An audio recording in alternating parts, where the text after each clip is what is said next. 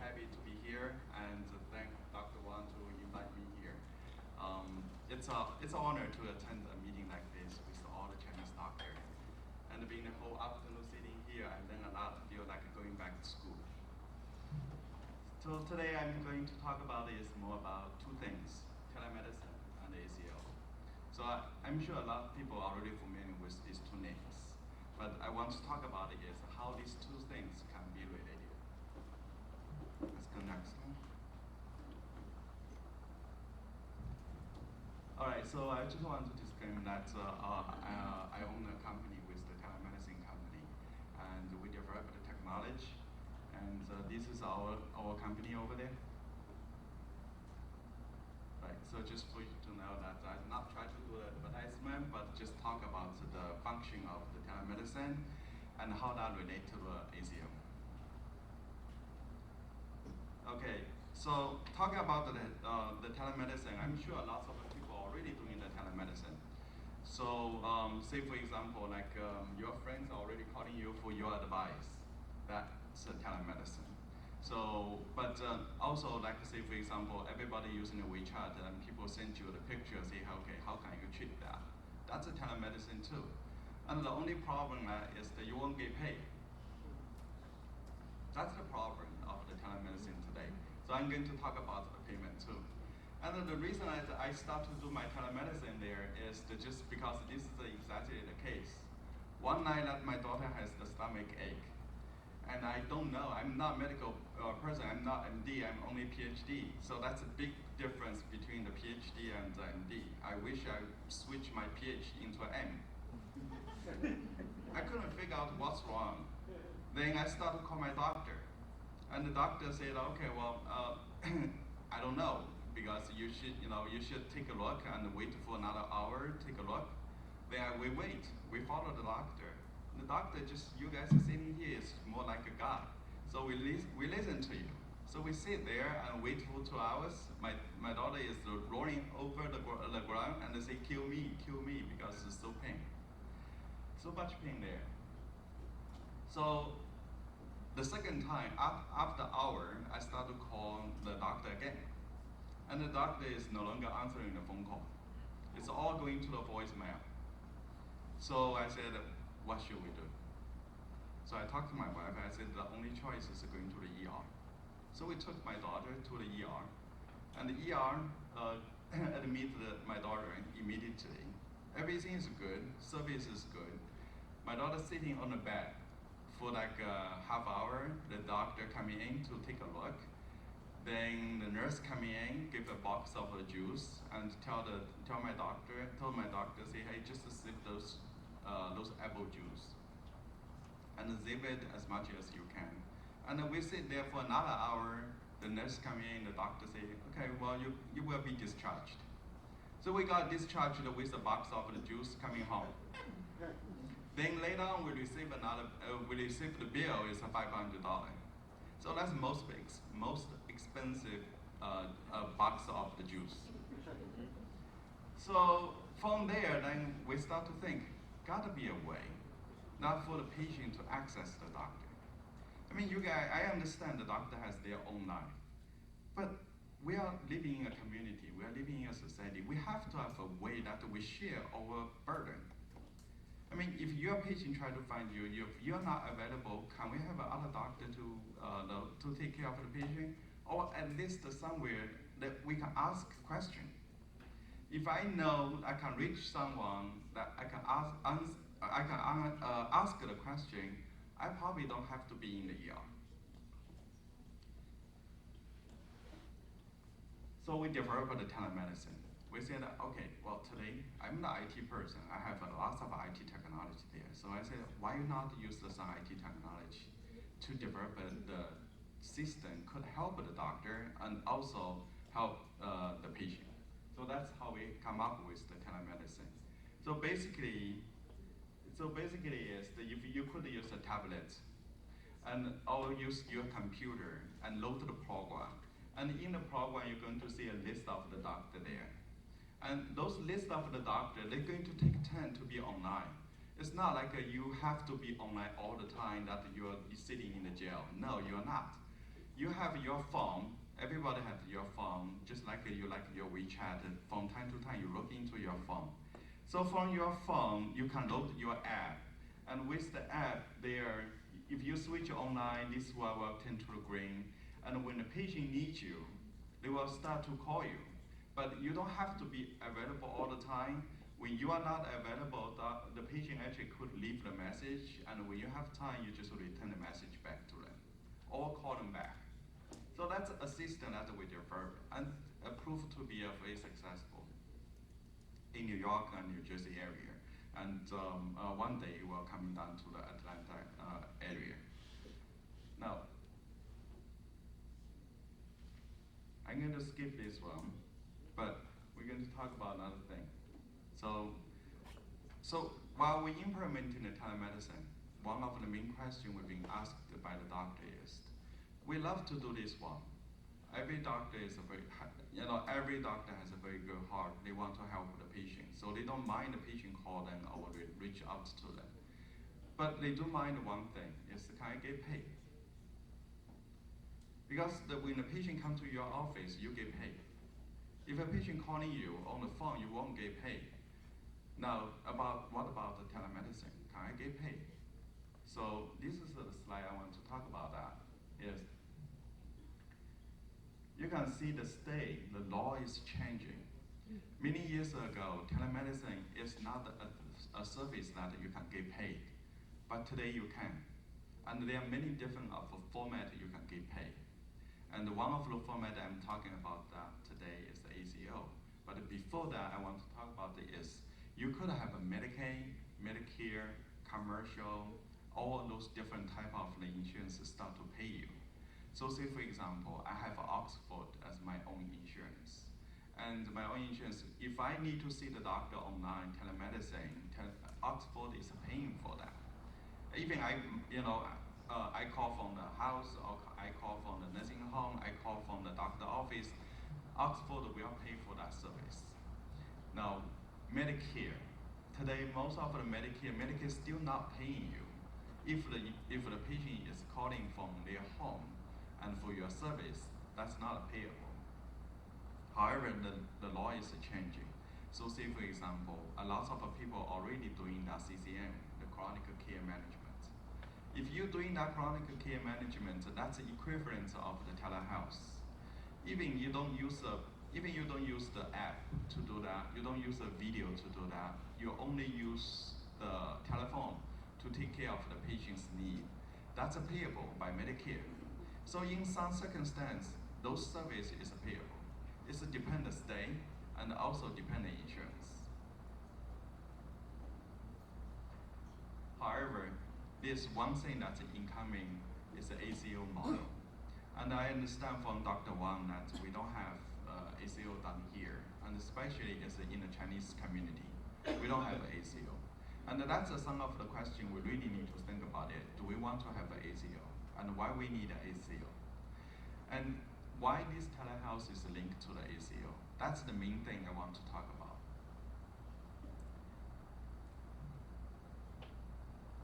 This is a CMS website, and it calls the next generation ACO model. So why is it the next generation? ACO has been here many years. And the first generation of the ACO is positive only. So what do you mean of a positive only?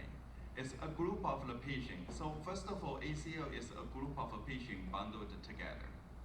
Okay, regardless of which doctor, but those is the group of a patient. Now say for example, all the doctors around here, let's put all your patients together into one bucket. Now, all those patients, we added up more than 5,000 in the first generation, more than 5,000. Then we can call ourselves as the ACO. So how does ACO relate to us?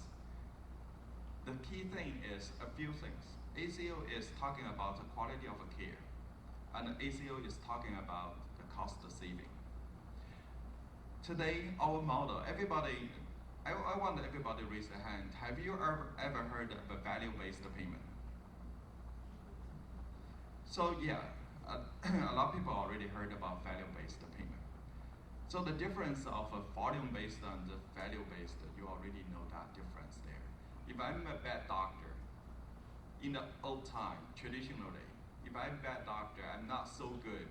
I have to have my patient coming back every time, even for a small issue.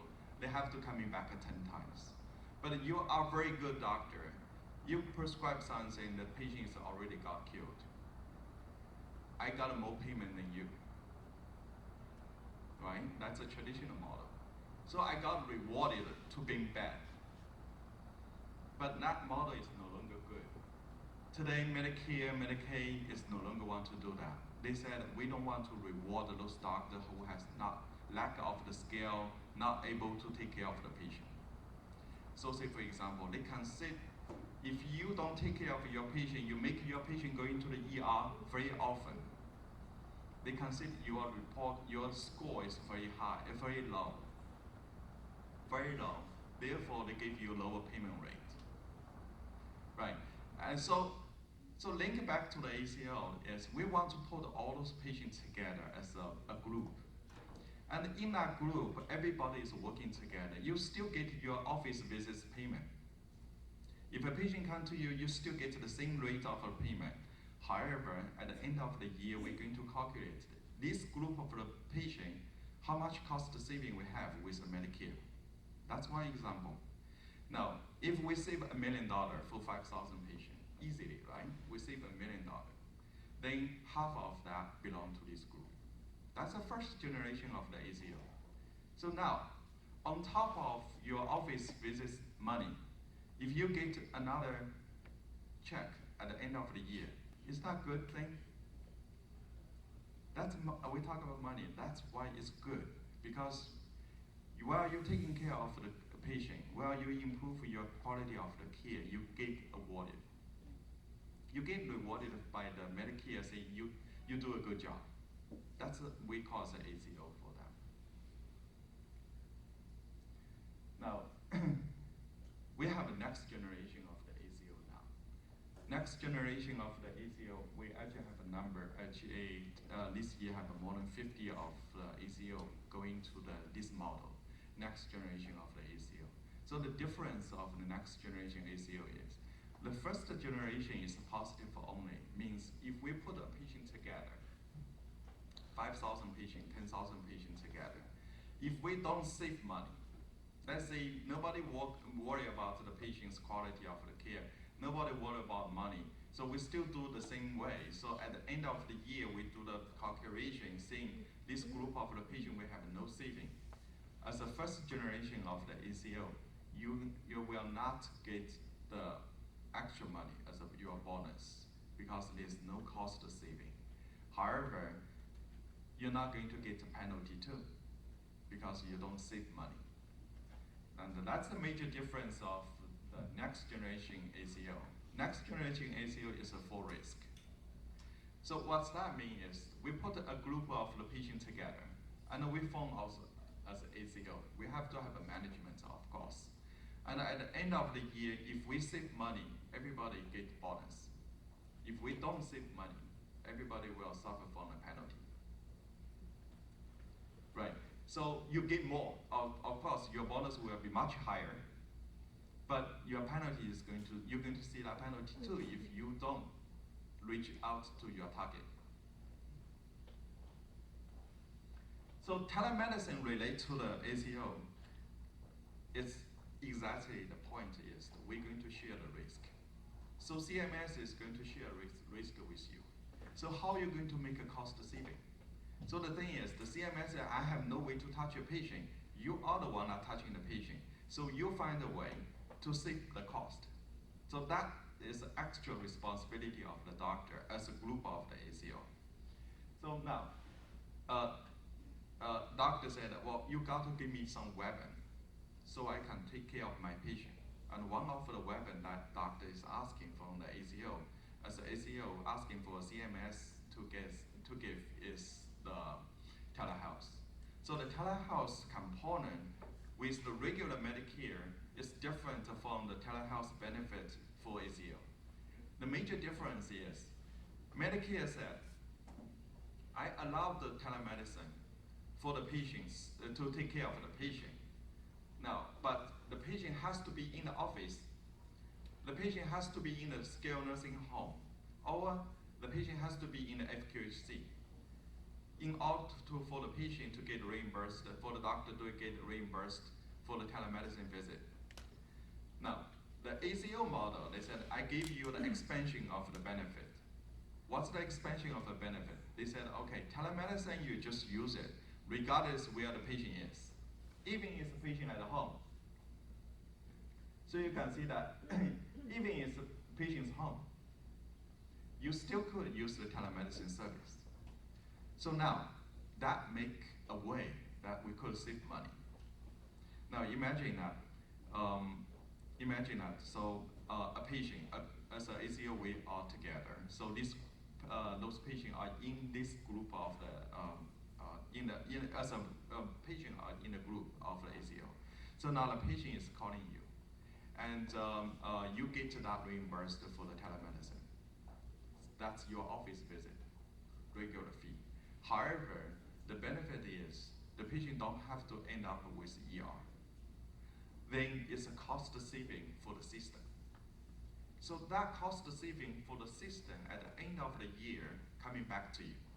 So you not only get your benefit as office visits, you get still reimbursed the same thing. The fee is the same thing, 99213, 99214, you still could bill for that. But end of the year, because the patient don't go to the ER, there's a huge cost saving in the system, and that going back to your pocket.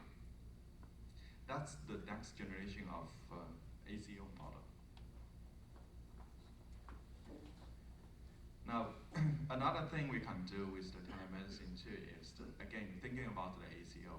If you practice as an individual doctor today, if your patient end up in a ER, you will get notified by the hospital, say, hey, your patient is here. Now, after that, your patient will be discharged.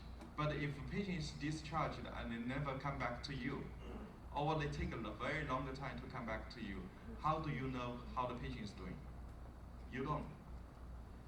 So even the patient needs something from you, you as a primary care, you as a specialist, you have no way to take care of the patient because the patient is not just in front of you. So often the case is, patient discharged from the hospital, and for whatever the reason, if it's a surgery, they will get the infection. If there's other problem, they may get other infection or other side effect too. Then within 30 days, they end up going back to the hospital. Then the hospital will get that penalty. However, if after 30 days, patient still has a chance going back to ER or hospital, then the system get a penalty. And you probably don't see any difference of that because patient don't see you, you have no idea. But as a system, we actually lost a lot of money. So if we want to work together as a system, as an ACO, it will be good if we have a system to tell the patient that if you discharged from hospital, we will have some way to take care of you. You are at home, you're still able to reach out to the group of the doctor.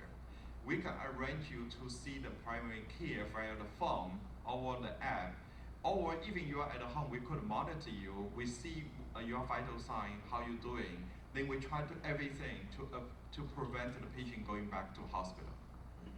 So those things we can put a huge saving into the ACO model, and at the end of the year, those is our bonus.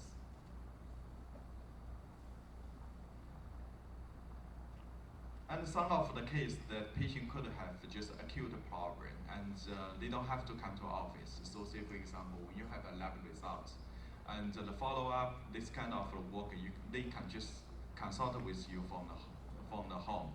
So you don't have to be, have a patient coming to make another day, half day off, and come into your office. But meanwhile, you still get paid.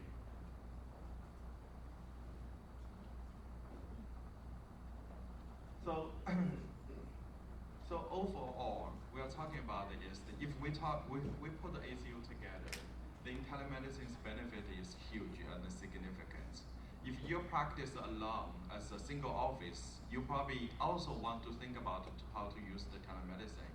because that's a great care, a new technique of the care to give out to your patient, save your patient. So you already understand the benefit of the telemedicine, so I don't have to repeat here. But certainly, I will encourage everybody here in thinking about the model of the ACO and how that bring to, how the ACO model is going to change the way that your practice. But bottom line is, you like it or not, this is the value-based payment is coming on the way. So after that, we talk about, say, okay, how are we going to, how can we organize as a ACO together? You see, a lot of community or other ethnicity group, like a Spanish group or other community, they already form a lot of ACO. One of the ACO that I get involved in New Jersey and New York, actually is a significant cost saving in that. I saw them that every year they are printing a check like millions of the dollar. And they don't too much, they just organize to make sure that the patient is taken care when they need it. So you're not doing anything different. You still have your own office, you still open that, you still going to your work. But at the end of the year, since it's organized, we share the data, we share the data, we share the information, we share with the medical record between the primary care and the specialist. So we're taking very good care of the patient. Then the cost saving is significant. So the process, you can see the process here. There are currently 44 ACO is participating in the next generation of ACO in 2017, but 2018 is about 57. It's not a lot. It's not a lot, but thinking about it, that's a change. That's the direction we're going. I mean, in the Atlantic area, we need more ACO like that, and those is the benefit that those good doctors like us, we could get those money for. Don't leave those money on the table.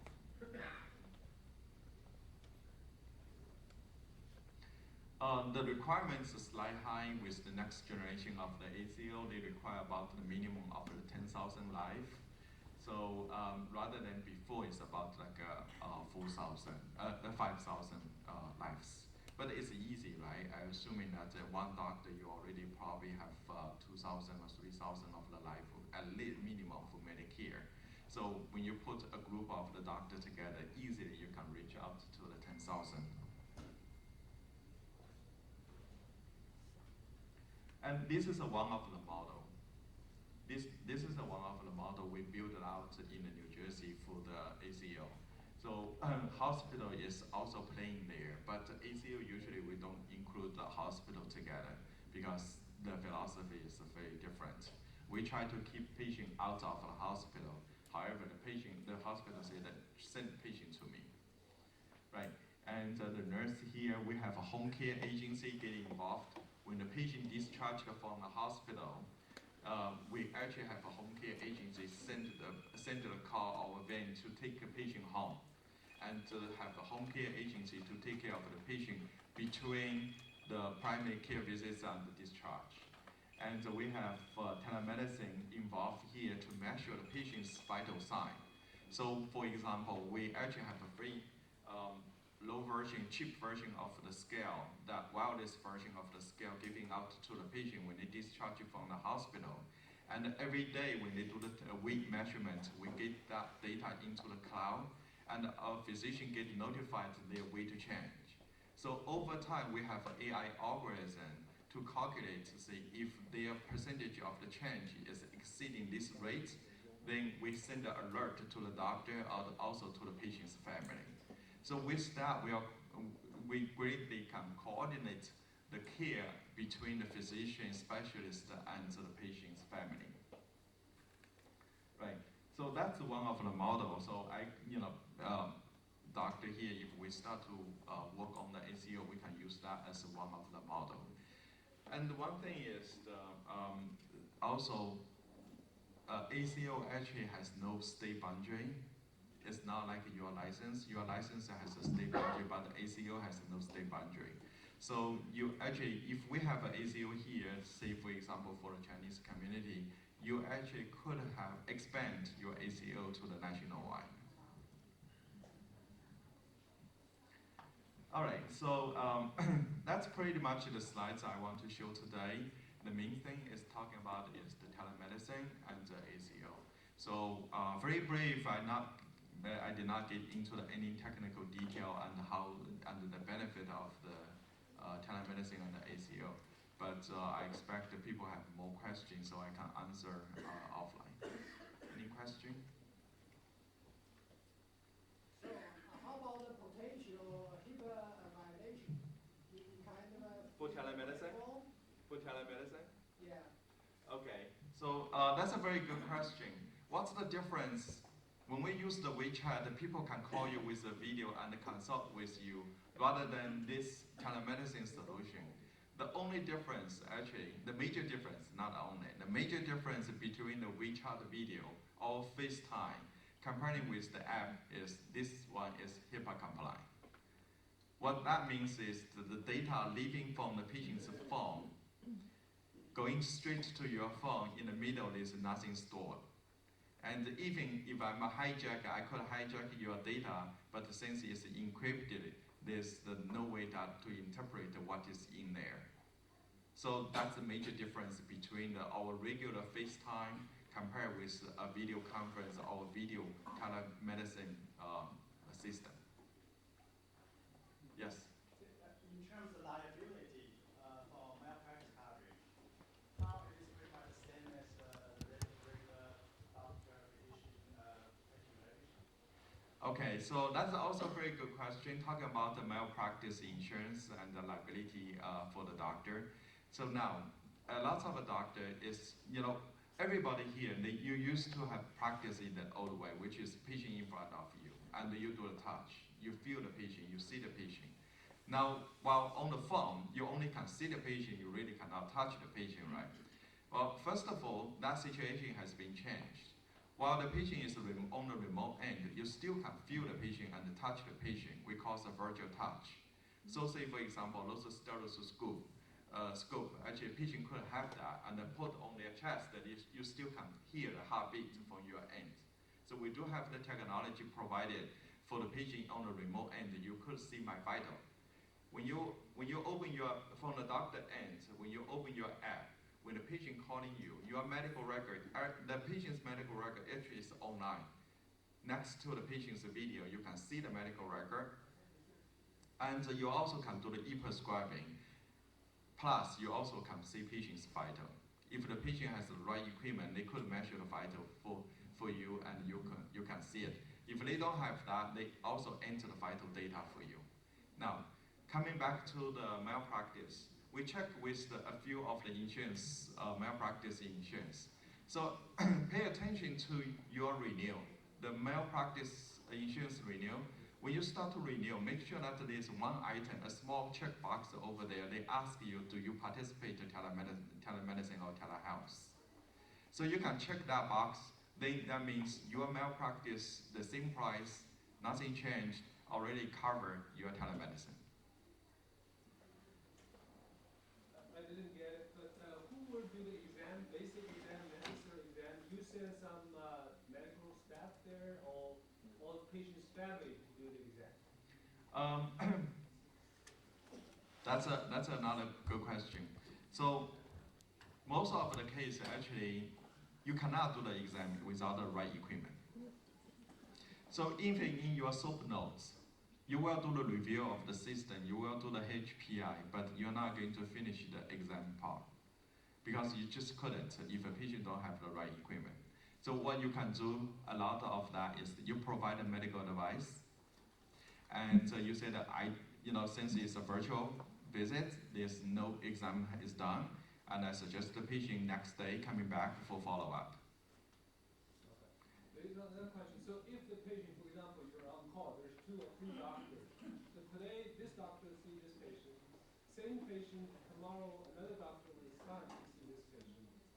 Do you guys have how do you arrange that? Because So that's a good question. So patient probably not necessarily reach out back to the same doctor all the time. Patient, of course, have their choice. But most of the time, first of all, is we have one way to prevent that is every patient's medical record is online. So when Dr. A see this patient, then all the notes will be shared with the Dr. B, actually with the patient's consent there. So that's an online application could share